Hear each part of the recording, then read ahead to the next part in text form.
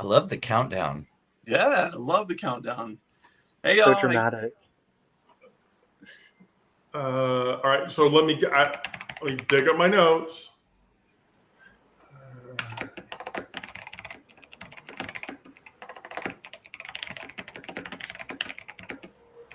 By the way, I'm wearing the colors of the trans flag in case you couldn't see. There's a Yes, I can see that your shirt is decidedly blue and pink stripes. very nice. Okay, all right, there we go. So got my notes going. I'm pulling everything up. Is it on Twitch too?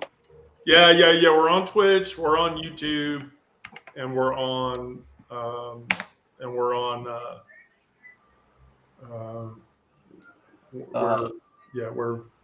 all over. Okay. We're worldwide. Worldwide. Yeah, we're worldwide. So this is a lot of pressure. It is a lot of pressure, especially when you're worldwide. Yeah, I mean, this is a thing. So okay. All right. So Onyx, I will leave you to start the introduction. Okay. Hi there. I'm Onyx Rose.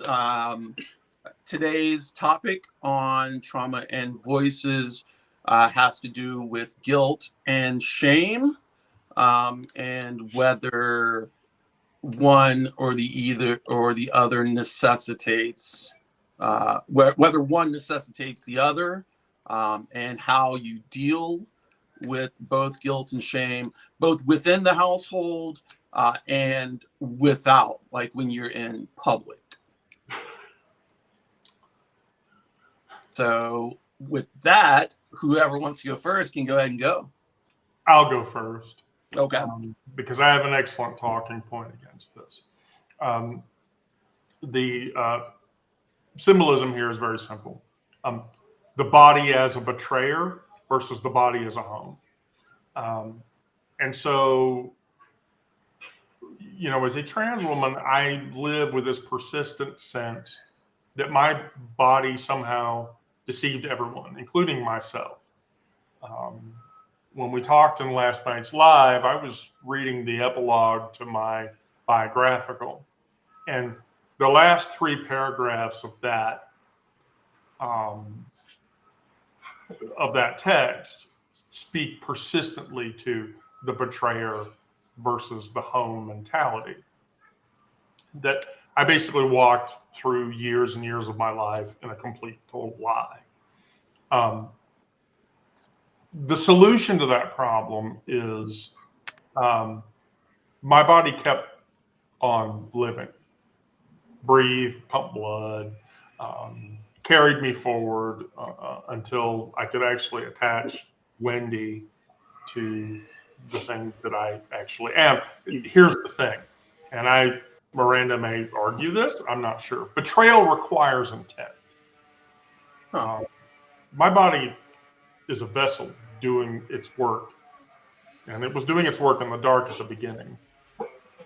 But you begin small, you do things, feel rhythms.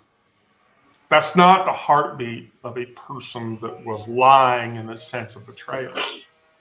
That's the heartbeat of someone that survived long enough to speak truth, which means the betrayer versus home argument is bullshit.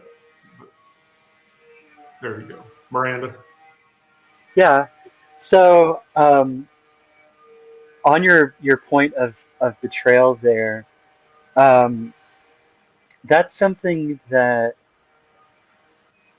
I feel like being accused of betrayal or of being a betrayer is something that has been assigned to me by other people.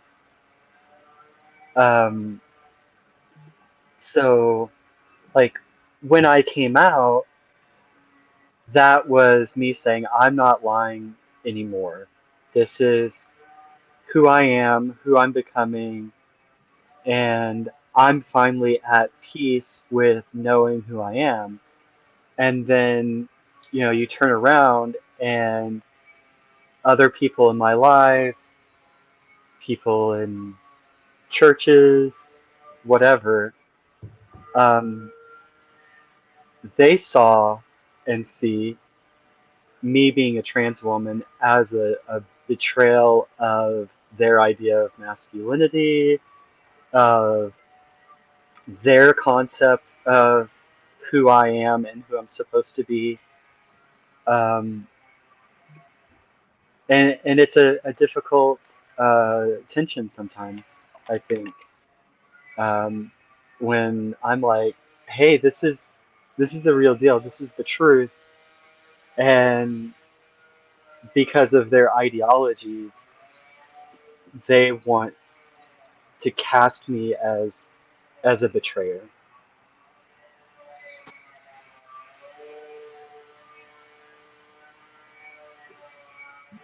I could grasp that concept. Brandon. Yeah, I can relate to that. My mom especially used a lot of guilt tactics. Um, a lot of times, I don't think she even realized that she was doing it. I think it was passed down to her from her mother, because I could see it in her, in my grandma, and how she kind of manipulated people by using guilt. And realizing that I was gay, of course, I felt both guilt and shame because they're different. And to your question, Onyx Rose, I don't believe that one necessitates the other necessarily in all instances. Um, from what I've understand about them both, guilt is more about your actions, things that you do, and shame is about who you are. Um, so I've felt both. I mean, a lot of times you do feel both, but growing up as gay and hearing that phrase, love, hate the sin, not the sinner, kind of thing. You know, that was meant to be more of guilt inducing than shame, because if you love the person, you're not shaming them because you still love who they are. But if you hate what they do, that induces guilt, because you should feel guilty for these actions, these things that you do, these sins that you're committing, these things that you do. And but I don't think most people most people don't really believe in that uh, hate the sin, not the sinner. I think they do equate the actions with the person, and so it is more of a shaming that person, because they can't separate the two. They can't separate it, the actions from the person. Yeah, it's like you are your sin. Right. Yeah, Right. yeah, exactly. But much more to the effect that people of that frame of thinking tend to ignore the other sinful traits of individuals by Yeah. focusing entirely on that sin. My interaction with Johnny Hunt, where he literally, he had made the statement, we need to love the homosexual, we need to hate their sin. And I told him, I said, you said that, right? And he said, yes. And I said, what about all of the idolaters and usurers and borrowers and adulterers that are in your congregation? And he didn't say anything, and he just walked away. So it's easy to ignore other sinful acts. And then hilariously, he was booted out of his church for being an adulterer. So that says something. And not to take over the conversation. I apologize if I was interrupting you, Brad. Oh no, that's all right. I mean, we're taking turns, aren't we? So Right. I don't want to monopolize the conversation either. Yeah, I think that answered what you were asking, Onyx. Yeah. When I think about guilt and shame, I think about it in a couple of ways, sometimes three ways. I have Crohn's disease. So, in one way, my body has betrayed me. And that betrayal brings a sense of guilt and a sense of shame, especially when when I'm in public and I have an accident, because that has happened many times. When when I have to lean on people to help me walk or take me to the emergency room, that is guilt because of that. And that leads for me to a sense of shame.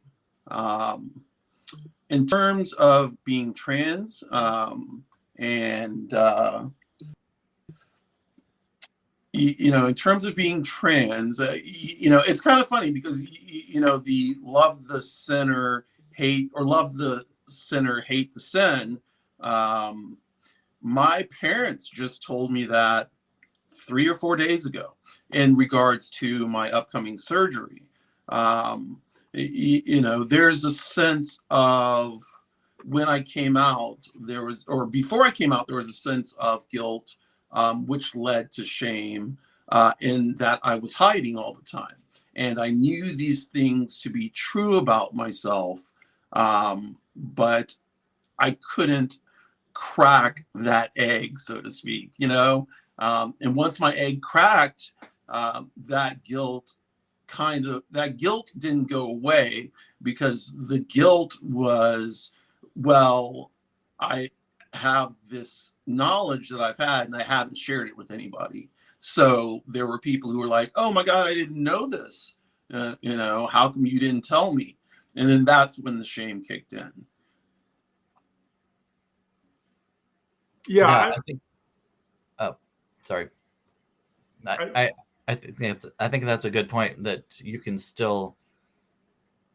get over the shame part. You can accept for yourself for who you are and not feel ashamed of who you are.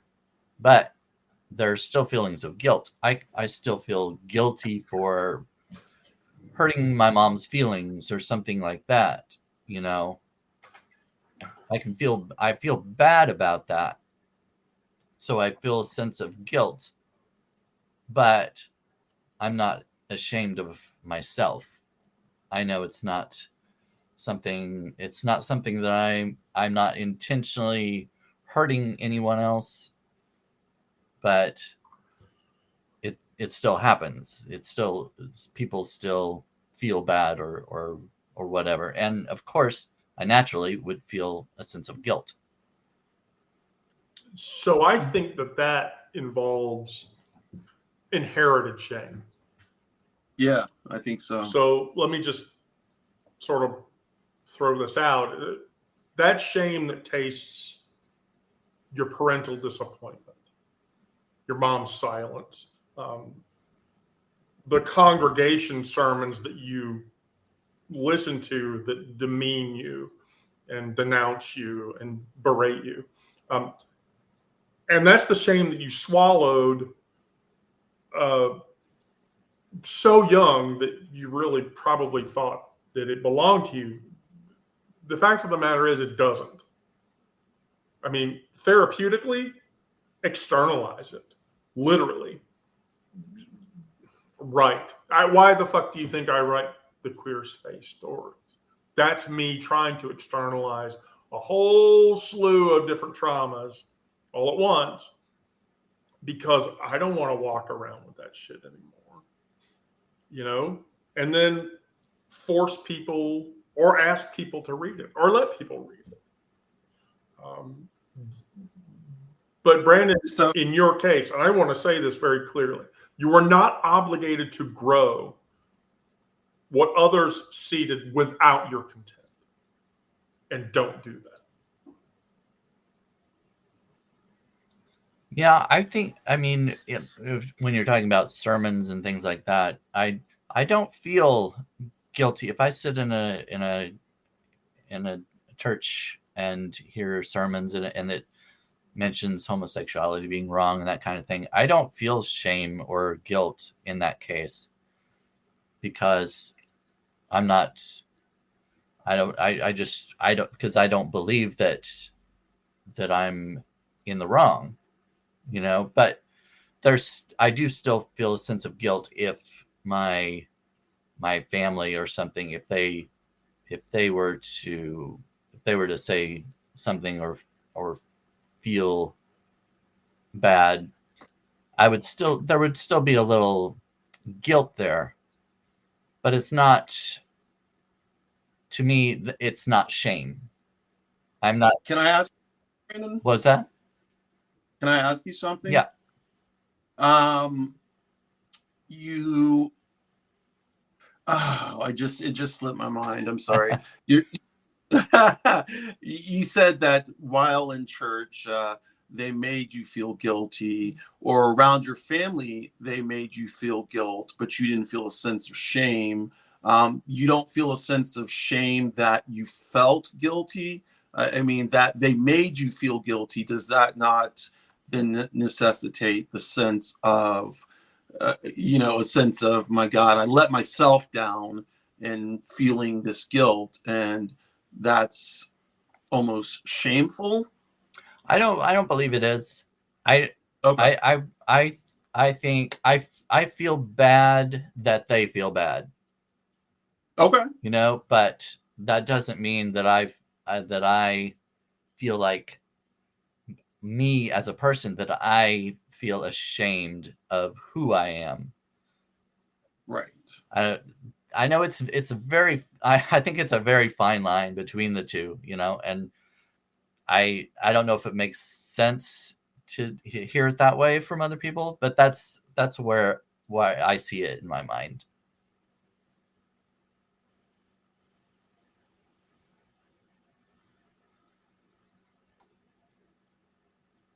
Miranda. Yeah, so I had a lot of guilt and shame given to me, and a lot of guilt and shame I gave myself. Um, so whenever I was very active in the church, um, I took Jesus seriously, which it turns out is not um, a popular position. Um, so I would um, give myself a lot of guilt about not being good enough, um, and um, like, even if I volunteered at the shelter feeding homeless people, like, obviously that's a good act, right? But like, I I would go do something like that, thinking, oh yeah, I'm doing this thing that shows that I love my neighbor.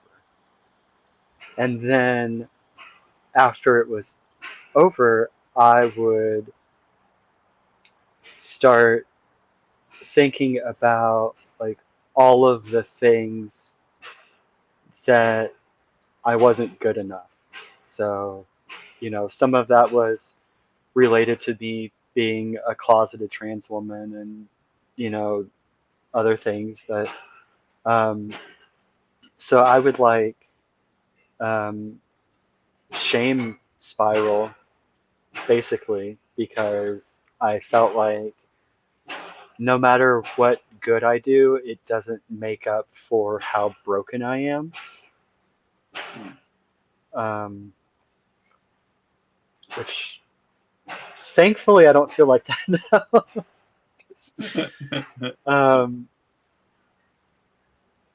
Yeah, but like that's it took me a long time to dig out of that because it was so deep and it was like in every thought, you know. Can I pivot for a moment? Shame and guilt in in this political climate. Is that something different than being shame and guilt around being queer or anything like that? I guess it goes hand in hand, but shame and guilt in this political climate while being queer. Does that ring any bells? It does, but there's two.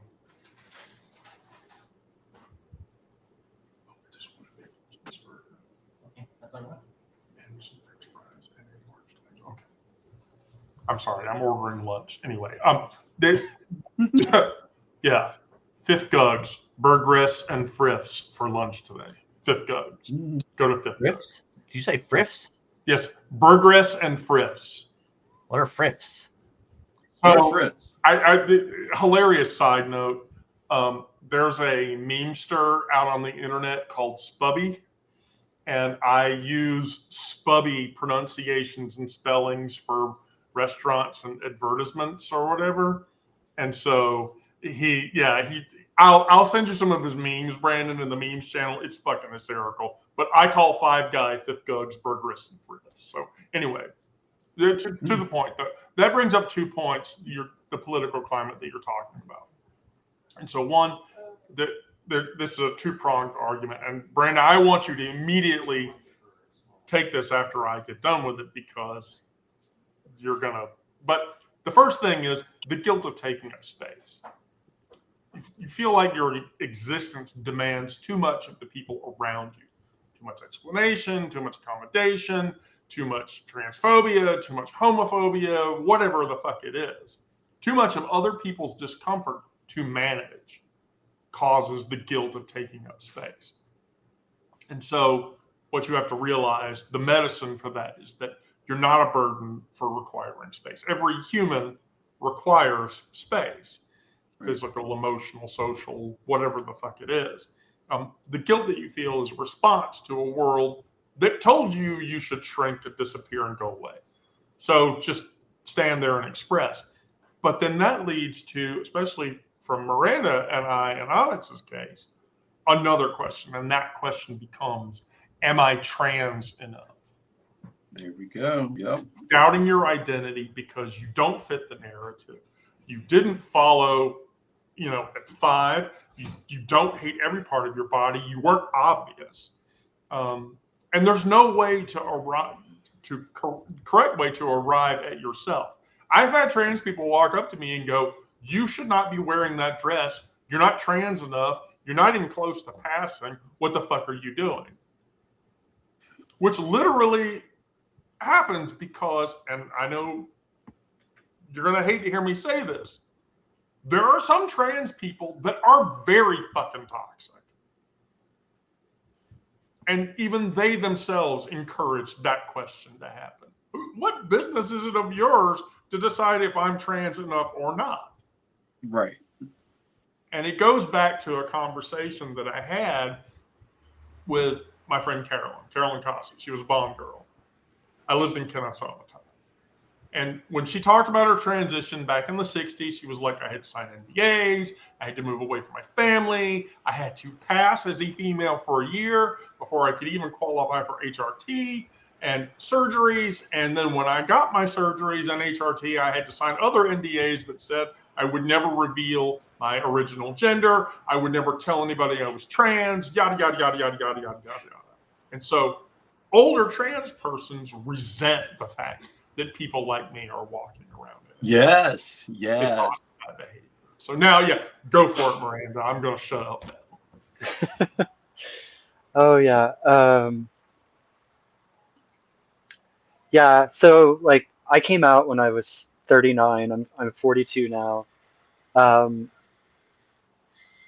I haven't had any surgeries, but even if I did, like if I had FFS tomorrow, um, there's no guarantee that I'm going to pass good enough for those kinds of people.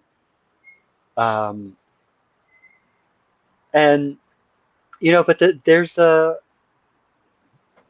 a conflict, kind of internal conflict that I was actually talking to a couple of other friends about a few days ago, and that's like passing is not my goal, but at the same time, I was very upset that particular day I talked to my friends because I felt very clocky.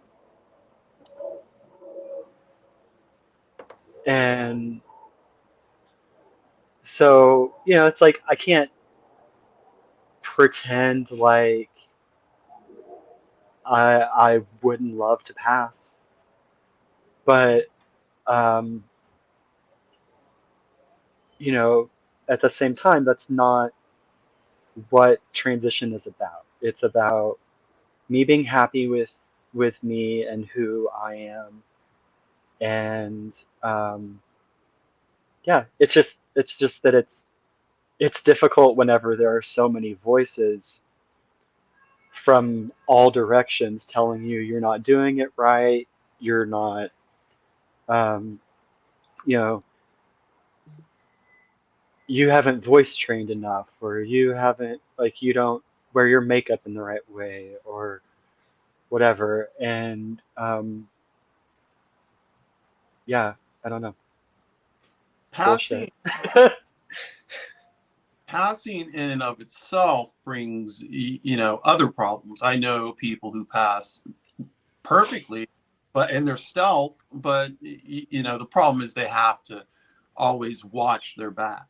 Yeah, They don't say anything wrong or out themselves to someone that doesn't know. Stealth is, and so to your point, Miranda, about surgeries, it's not for me to necessarily pass 100% to look like, this cis woman who's just like bomb.com walking down the runway. No, it's for me. Like yeah, FFS is, I need it because there is an internal makeup that is saying, you need this particular surgery. Um, right. yeah. Uh, hmm. Well, And like we're gonna, some people when they transition, they get the full suite of right. surgeries, and some people it's like this one is what's really important to me, or these two or three things are really important to me, and the other things aren't. So, it's like, um, no, there's not a wrong answer on how to be trans, even though there is a lot of cultural baggage that says that there is. And there's variations on being trans. There has to be, like you Yeah, said, there's one way to be trans.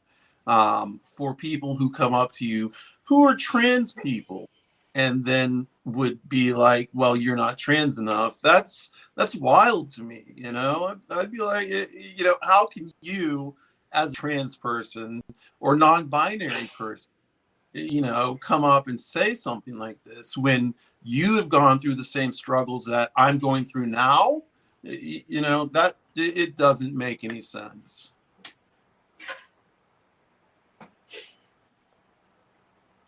As far as passing, I mean, for me, of course, it may be hard to believe, but I can pass as a straight guy if I really wanted to.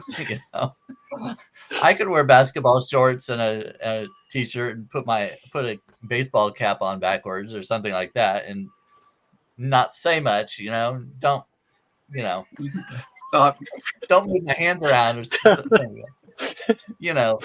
Those kinds of things. But I mean, there is like I don't believe you, Brandon.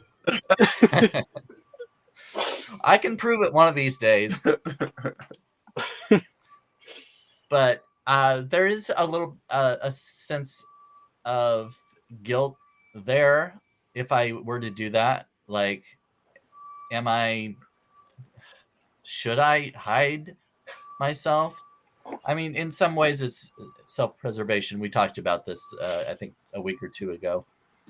But also, going back to the political climate, sometimes I do feel guilty that I am not doing enough as far as like my writing and things like that. A lot of times I'll write entertaining, humorous content.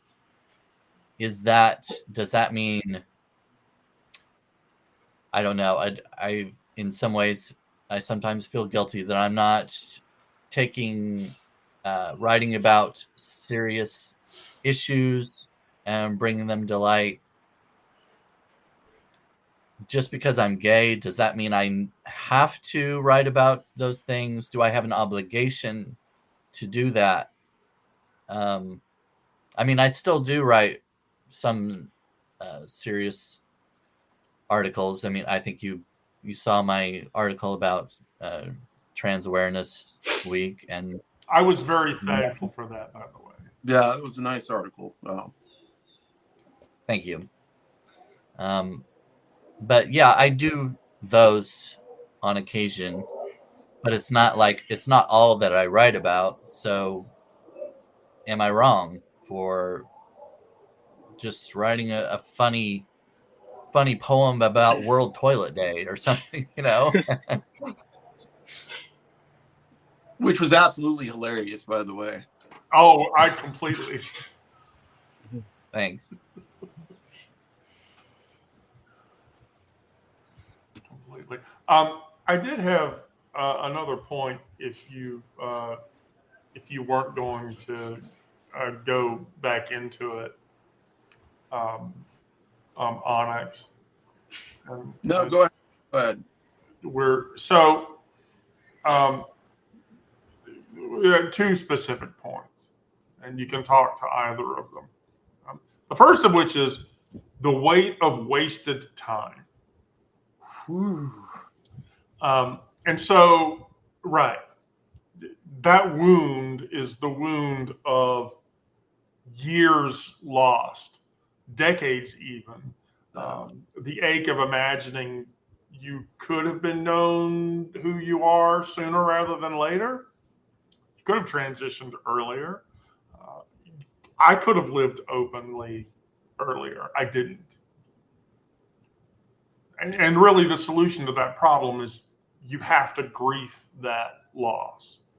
And it deserves that. I mean, give it a fucking Viking funeral on a boat and set the boat on fire and watch it sink into the fucking water. Because you have to recognize that there was no wasted self, only a self in another form that was evolving into. This is its final form. The woman that I am now required every single day that came before that. Those years weren't empty. They were pressure creating diamond. Here we go. And I arrived at a time myself personally when I should have. But when you say that, then you are forced to ask yourself, if I've done this, it's survivor's guilt. Yeah. Why did I make it when others didn't? The guilt of having access to healthcare, family support, financial resources, other trans women, other gay persons, other lesbian women, especially for people who are minorities like Onyx,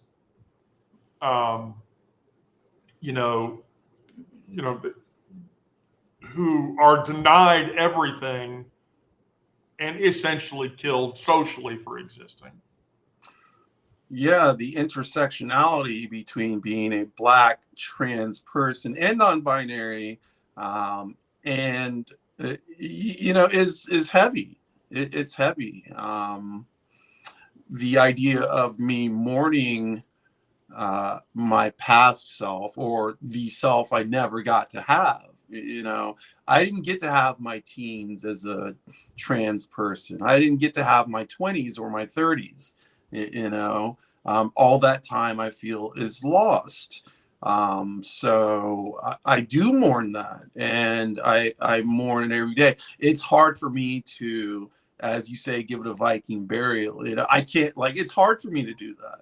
I'll get in my feels, based on a song, and everything will come rushing right back. What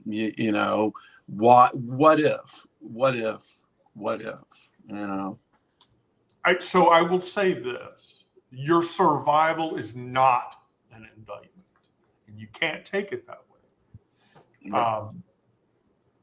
It's not theft from others. So you have to metabolize and process that guilt and use whatever resources you have available to you to widen the door behind you. Um, Guilt that doesn't move becomes just rot and hangs. Guilt that moves, that becomes solidarity. Yeah. But give yourself permission to do that. And for some of us, that's very difficult. Miranda.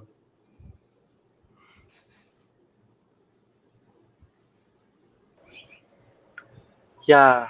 Oh Are you gosh. doing That's that thing? You said you weren't going to do that thing. Are you doing that thing? what thing? Tears? No tears allowed on live Oh stream. no. I'm gonna cry later today. It's fine. Yeah. So yeah, I'm reading poetry at a local Trans Day of Remembrance event. So um, I guarantee I'm not making it through a poem without crying while I'm reading. Um, but yeah,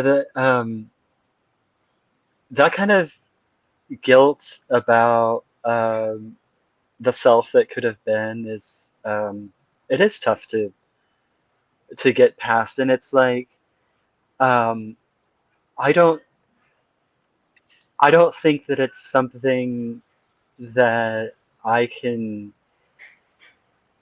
um, just group it all together and be like, okay, this is done, and I've grieved this. But it's like Onyx Rose was talking about hearing a certain song, and that kind of takes you down a path of grieving some particular aspect of like the former life, or like the lack of former life.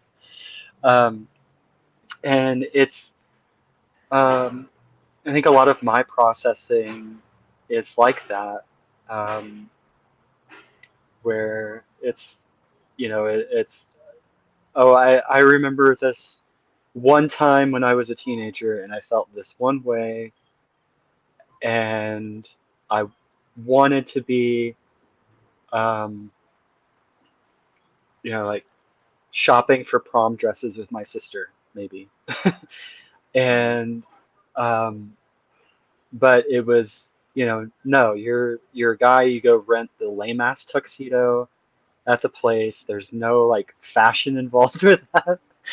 Right. Um, and then, and then we would go to the mall as a family and spend like the whole weekend with her picking out her dress. And like, and I know that there were a lot of parts of that were very that weren't like full of joy necessarily, because she's trying on things, and they're not fitting how she wants, and she's feeling a way about her body because of that. But like the um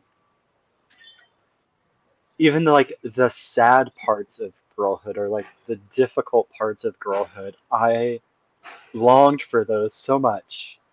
So did I. So did I. Yeah.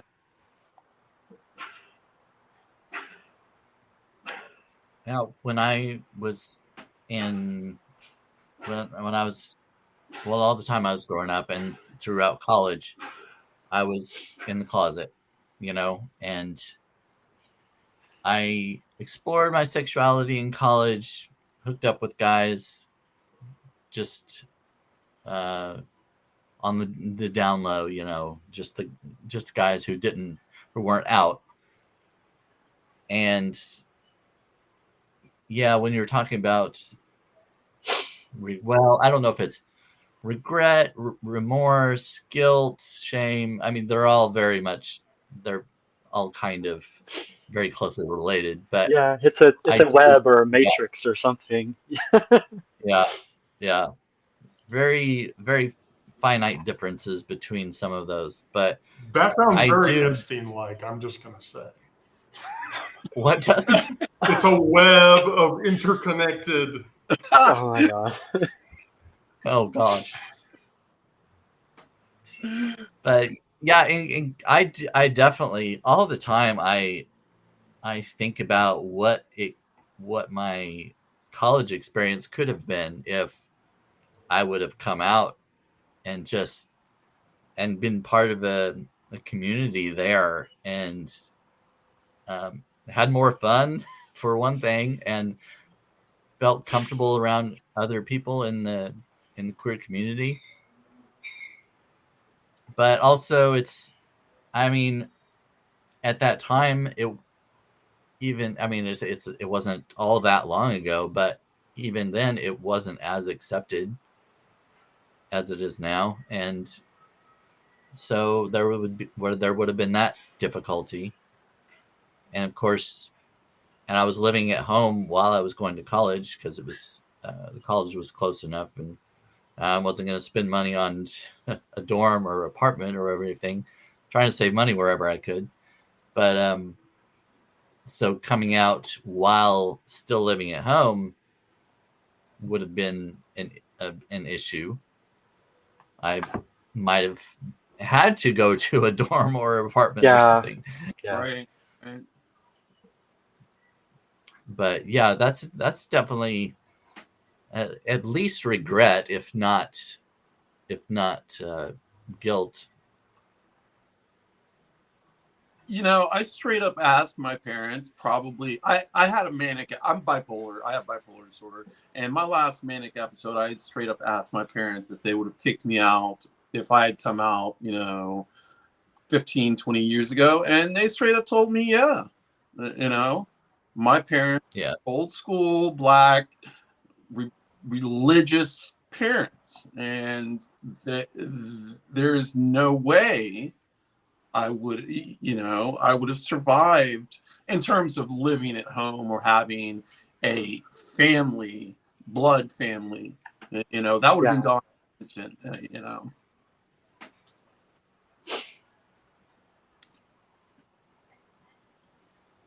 I laugh about this, but on the one side of my family, that's the side of the family that doesn't even talk to me anymore.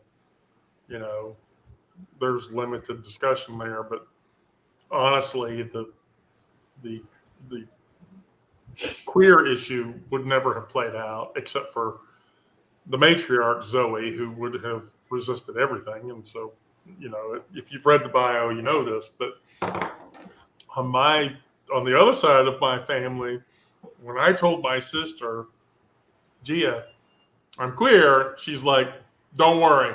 If anybody in the family gives you shit, I'll take care of it. And then even funnier than that was that my aunt, my dad's sister, did indeed give me shit. And my sister got into her face and said, you need to sit the fuck down. Nice. And you need to shut the fuck up. And you need to let her be who the fuck she wants to be. And fuck you. And so my sister wasn't having it. I've got egg for that now. I never had that in my life until egg. And she's like that. No, she's my rock. She's the one who stares down people who are staring at me, Yeah. She's the one who'll fuck people up, While I wouldn't, so it's great to have someone like that on your side. Miranda, really quickly, you said you're going to spill some tears tonight. I spilled tears this morning writing this Trans Day of Awareness TDOR piece. I swore to myself that I wasn't going to write anything because it was going to be pretty hard, and it was indeed hard. It was rough. Yeah.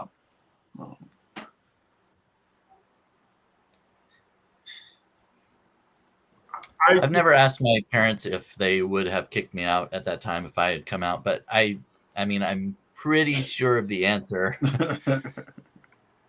I'm maybe I don't really want to know the answer because what difference would it make? Right. Now, I mean, if they would have kicked me out, then I guess it would sort of relieve some regret that I didn't come out at the time.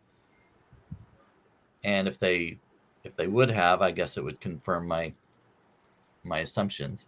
But either way, that's in the past, and it doesn't really matter anymore. Yeah, I don't think mine would give me a straight answer.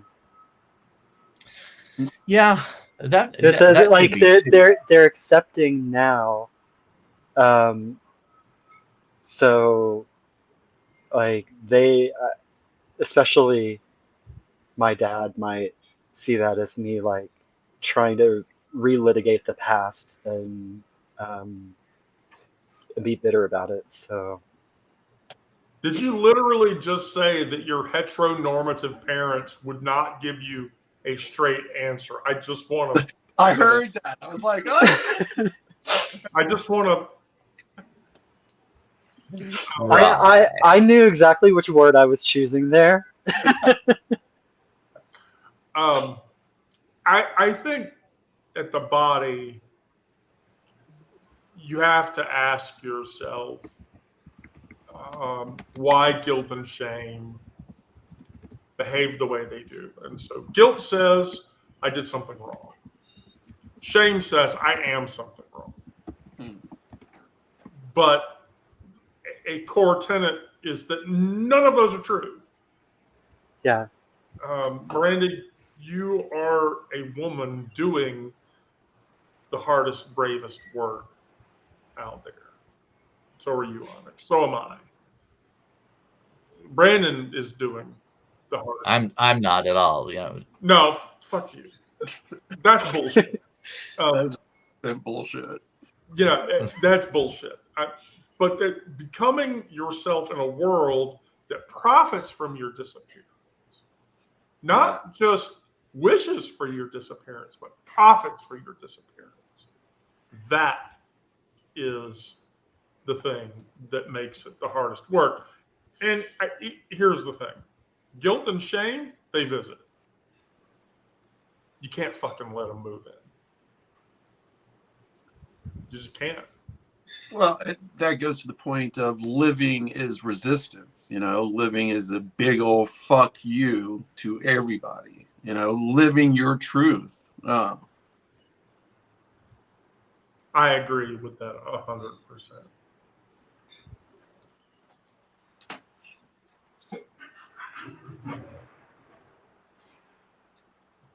Oh, I just wanted to say something. So I've been out. I came out in 2015. Came out to my parents in 2017. My dad used my name for the first time this year. He turned 80 this year. And this was the first time I had ever heard him use my name, ever.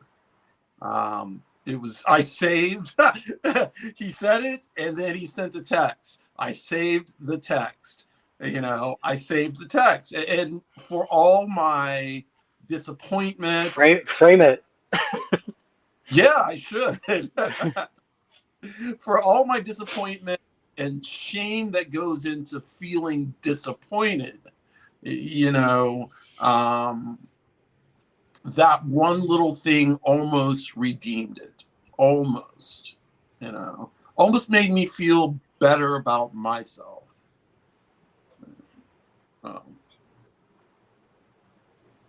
There's always that flinch before the warmth. The first time someone says "ma'am," especially a family member. The first time somebody says "Wendy," who said, I'll dead name myself, who say William before, or even worse, use the name Bill. I hate that name. And kind of the funny part about it is, for as much as I hate that name, that's my dad's name. Yeah.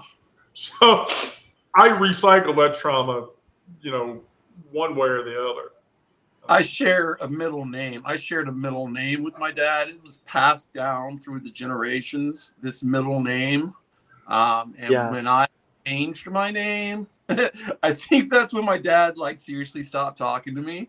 And I'll out my name too. My name was the most British of fucking names I've ever seen. My name was Stuart Howard Burton. And I'm like, where the fuck did y'all get that? Oh, no. William Fillmore Manry. I that's like real as fuck. I'm sorry, but it was. I'm not embarrassed. I dislike my dead name. I have no problems telling people my dead name. Yeah, neither do so I. That you'll know, don't fucking use it. Right, exactly. You can know it, but there's no reason for you to use it. Yeah, don't fucking use it. It seems like that need for external validation seems so difficult to get rid of. Yeah. I mean, when you were talking about the using your name and stuff, how it kind of relieved guilt and shame, shouldn't have to, I wish it weren't that way, but it's as kids growing up, we need external validation to tell us we've done well at something, or that we're pretty or handsome or whatever, and that stays with us for so long, and it's so ingrained that even as adults we still seek out that validation from our parents and family and society even. And it's so difficult to get rid of it. Sorry. Okay. Oh no, go ahead. I was done. Volume.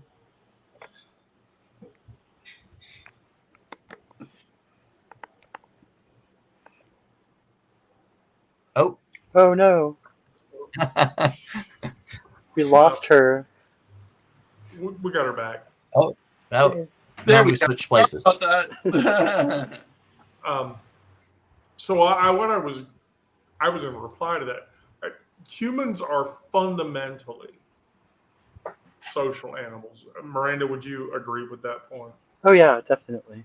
Okay, so and our survival depends on group belonging. External validation activates the same neural pathways that, as physical safety. We literally feel threatened when excluded or misrecognized or misgendered or not appropriately orientated. Our sense of self forms through mirroring. We learn who we are by seeing ourselves reflected in others' responses. That isn't weakness. It's just, that's raw neurobiology at its core.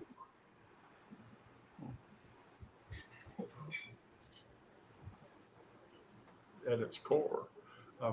We require witnesses to our existence. The self is relational, built in the space between. I hate to say this.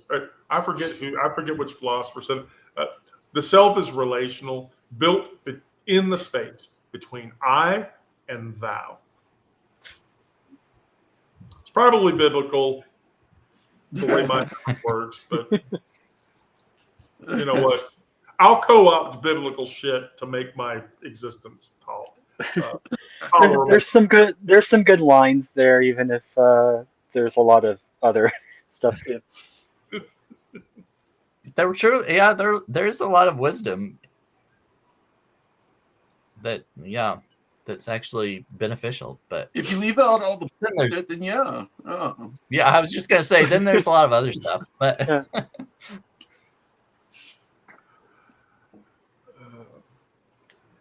So that was what I had in closing, because we're creeping up right on the hour. Okay. I just want to say, first of all, thank y'all. But guilt and shame have lived simultaneously within me, both as a trans person and as a person with Crohn's disease and a person who has bipolar disorder. I've done the craziest things that y'all wouldn't even believe I've done. And shameful things. And when I come out of a manic episode, I'm like, oh my God, so like guilt and shame live simultaneously within me. And I understand that that's something I need to banish or or just like move along. But it's hard. It's hard.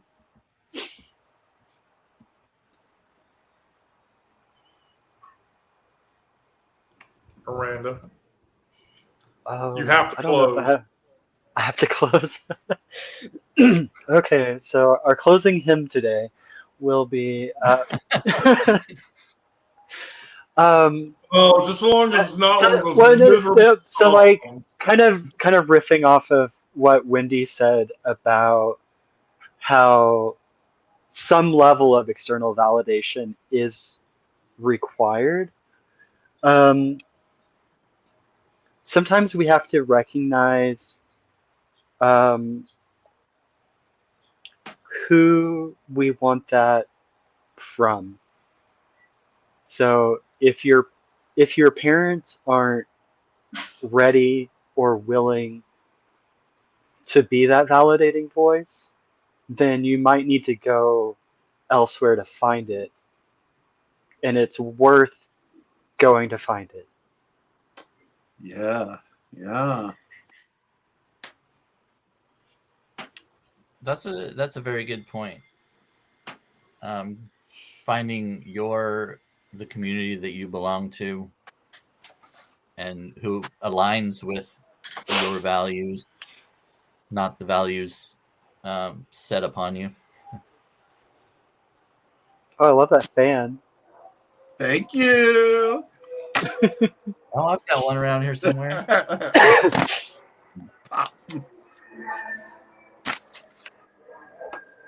I'm jealous. I don't have like a queer, gay, or cool fan. I just Not the same. I think I got 3 of them from Pride last year. Yeah, I probably did too, and they just went missing. There it is. Oh my God, Brandon, your dexterity score, Brandon, so powerful, so powerful. Okay, well, we're right at the hour mark. So, does anybody have any closing statements?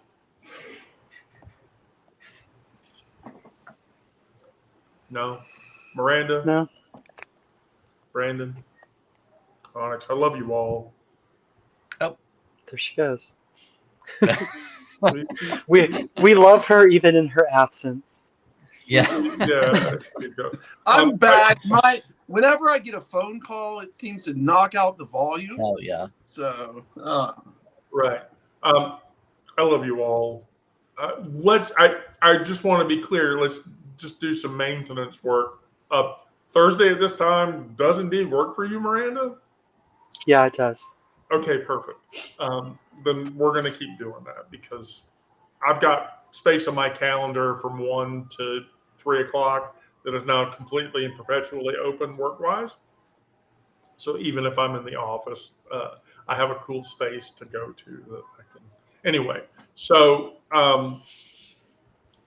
Oh, I'm going live in less than an hour with 2 other gay guys. If you want to check that oh, out. is Ben one of those gay guys? No, Ben is not gay. No. Ben's not gay? I thought Ben was gay. No. Oh, okay. No. Which 2 gay guys? Because these are probably people I need to follow. Henrik Hayland, he's from Denmark, Right? and Gerald Sturgill. They're both in my writers group. They were on Medium, and they're both on Substack. Nice. Okay, cool. By the way, Miranda, while we were doing the live session, I did a thing for you. Oh, did you? For my site? Yeah, I think you'll like those colors better. I'll check it out. So, yeah, please. All right, well, with that, thank you, everyone that joined the live. We'll be back on Monday at 1 p.m. for the next trauma. So this was Onyx's trauma session. Who's next? Maybe me. I don't remember the last one I did. I'm happy to let you have it. Yeah. Here's what we'll do. Was it your turn? Is it Mike?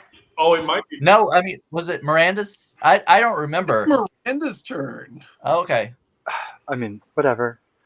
It So doesn't matter. anyway, let's talk offline and like We'll talk actually offline. list out the order and all that stuff. Yeah.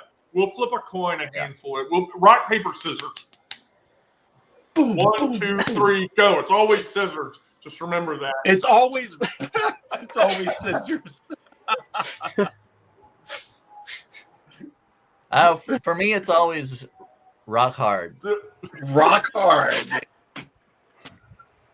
Wait, we aren't erasing any of the bi people, so just like remember all the people who are bi. Bi erasure is bullshit. Don't buy into it. Okay. All right. Yeah, don't erase me for that reason. Yeah. We're going out. Bye. Bye. Bye.